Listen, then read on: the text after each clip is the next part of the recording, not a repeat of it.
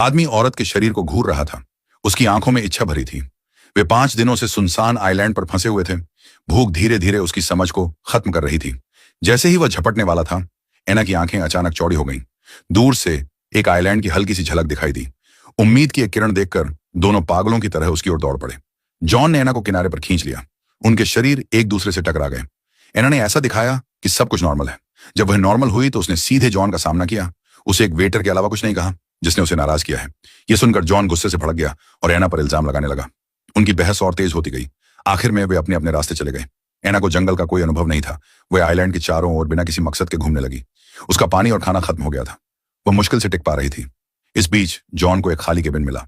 उसने एक लॉबस्टर भी पकड़ा। हवा में ग्रिल्ड मीट की महक भर गई थी। उसने मछली के लिए 1 लाख देने की पेशकश की। जॉन ने उसे पूरी तरह से नजरअंदाज कर दिया। यहां पैसे का कोई मतलब नहीं था। उसने उसके गंदे कपड़े उसके मुंह पर फेंक दिए। उसने उसे अपने खाने के लिए काम करने को कहा। एना के पास कोई चारा नहीं था। उसके पास काम शुरू करने के अलावा कोई चारा नहीं था। उसे जिंदा रहने के लिए सिर झुकाते देखकर जॉन को एक अजीब सी खुशी महसूस हुई। रात में आइलैंड पर ठंड थी। एना दरवाजे तक गई और अंदर आने के लिए कहा। जॉन ने साफ मना कर दिया। वह सिर्फ अपनी पत्नी के साथ रहता था। एना समझ गई और उसने अपना सिर नहीं झुकाया। वह एक पतला कोट लपेटकर बाहर खड़ी रही। उसके इस रवैये से जॉन को गुस्सा आ गया। उसने उसके बाल पकड़ लिए। उसने उससे कहा कि अगर वह जिंदा रहना चाहती है तो उसे उसकी बात माननी होगी। ताकत में फर्क देखकर एना गुलाम बन गई।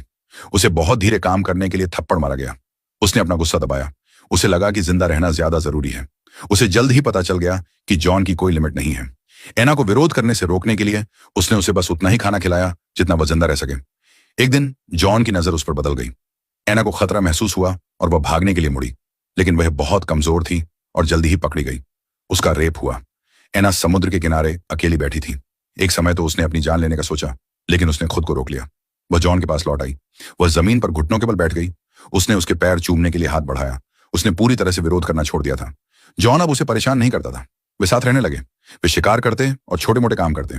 जॉन इस जिंदगी से खुश था, लेकिन एना बदला लेने की अपनी इच्छा नहीं भूली थी। जल्द ही एक जहाज आइलैंड के पास से गुजरा। जॉन ने धीरे से मदद के लिए आवाज लगाई, लेकिन एना ने तुरंत उसे रोक दिया। उसने कहा कि वह सिर्फ उसके साथ आइलैंड पर रहना चाहती है। जॉन को लगा कि वह पूरी तरह से उस पर निर्भर हो गई है। उसने सिग्नल भेजने के लिए आग जलाई। दोनों को जहाज पर ले जाया गया, लेकिन जैसे ही क्रू ने उन्हें अलग किया, एना ने तुरंत जॉन पर रेप का इल्जाम लगा दिया। ये सुनकर जॉन चुप हो गया। आखिरकार उसे गिरफ्तार कर जेल में डाल दिया गया, जबकि अन्ना अपने परिवार के पास लौट गई।